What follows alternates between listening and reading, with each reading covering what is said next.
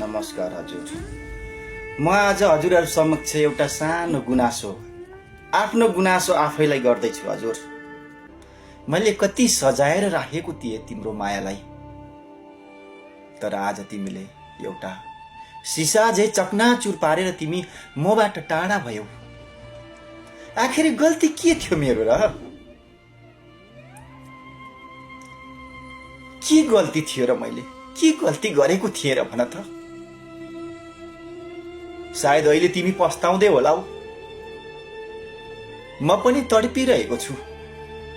बुवा आमाको मायाबाट म टाढा भएँ। बुवा आमालाई मबाट टाढा राखेँ, टाढा बनाए, कारण तिमी थियौ।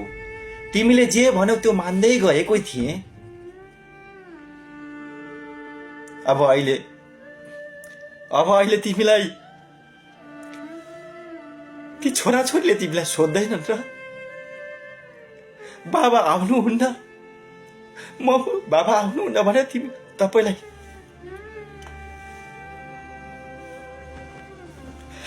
तिमीलाई सोध्दैनन् र नानीहरूले? मलाई त्यो नानीहरूको याद कति आउँछ। तिमी छोराछोरी बिना बाँच्न सक्छौ? एक दिन मात्र बाँचेर हेर। कति तडपिने छौ तिमी।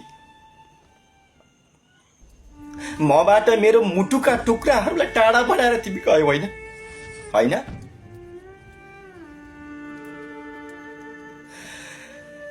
तर पस्ताउने छौ।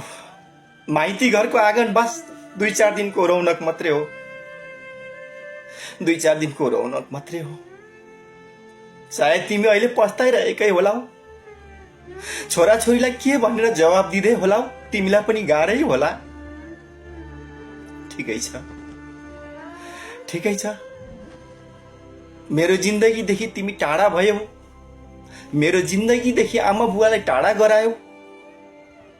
कुन जन्मको पाप थियो र मैले भएको भन त? तिमी भन त।